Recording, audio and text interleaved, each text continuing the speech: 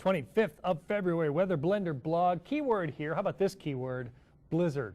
Where? High terrain. When? Starts even here throughout the nighttime Thursday night, going through Friday until about the end of Friday night. So just going to take a big old wallop. Blizzard means wind.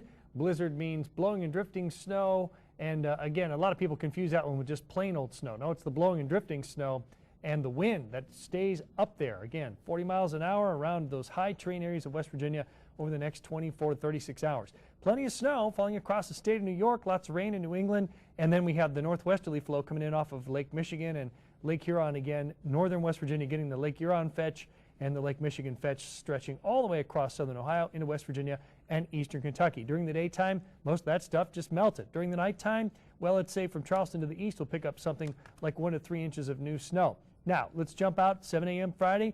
Big area of low pressure along the east coast. Still have a big blocking high to the north. We have the northwesterly fetch still coming in off the Great Lakes, but those big black lines there, they're all real tight together. Those are isobars. And when your isobars, areas of equal pressure, are very close together and you have a whole bunch of those black lines, very windy conditions. We call that packing of the isobars. So we'll see that. Notice the low doesn't barely move at all between Friday and Saturday, but the isobars are spreading out a little bit. The system is losing a little bit of its punch. The big dark blue line to the south, that's your cold air, so it's all snow. That you see the green, that's precipitation, right? So if you're on the north side of the blue line, which is your snow line, that would definitely be more snow falling around the region on Saturday, but at least that wind is relaxing and the gradient between the low pressure and the high to the north is relaxing. 7 a.m. on Sunday, I still have a northerly fetch off the Great Lakes spread out across Kentucky, but again, we're talking about a high sun angle during the daytime. As the snow falls, again, it's light and it does tend to melt even if your temperature is below freezing because it hits the roadway and so forth. So we jump out ahead to Monday. The system does kind of wind up a little bit here on the GFS model, but it's starting to wrap some warmer air into it as it lifts its way back out to the east somewhat. And we're still dealing with a northerly fetch of wind, but that generally, when it's more of a pure northerly breeze, doesn't as much snow as a northwesterly breeze off of the Great Lakes. So, all right, let's jump onto the weather models and see what they say in terms of snowfall accumulation between now and Sunday night. This is the NAM model, and of course it has something like, well, the big red zone there. That'd be 16, 18, maybe even 20 inches of snow on the high peaks of West Virginia. Charleston, right around 6, let's say 6 to 8 inches of snow, but remember, this is over a huge time frame of about 72 hours, so that'd be about right. A daytime snow does tend to melt, and during the nighttime it sticks, a couple of inches each night.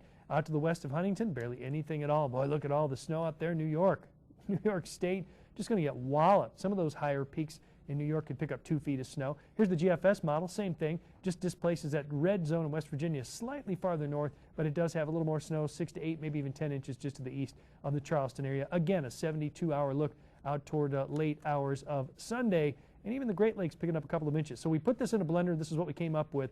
We said about 6 to 10 inches around Charleston through Putnam County to the west, 4 to 6 Huntington, but again, those tend to melt during the daytime, 2 to 4 in eastern Kentucky, and then it's a 14 to 24 inch bullseye that stretches over Elkins, Canaan Valley down through areas of western Greenbrier County, places like Duo, Quinn, Wood, Raynell, and then it's about 10 to 14 inches Beckley, but it drops off very sharply on the east side of the mountains, 6, then it drops immediately to 4 to 2 when you get into Monroe County. So that's a peek at what's going on here weather model wise.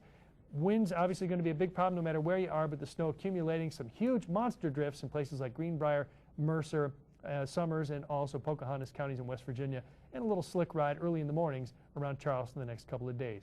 Have yourselves a good one. Stay safe.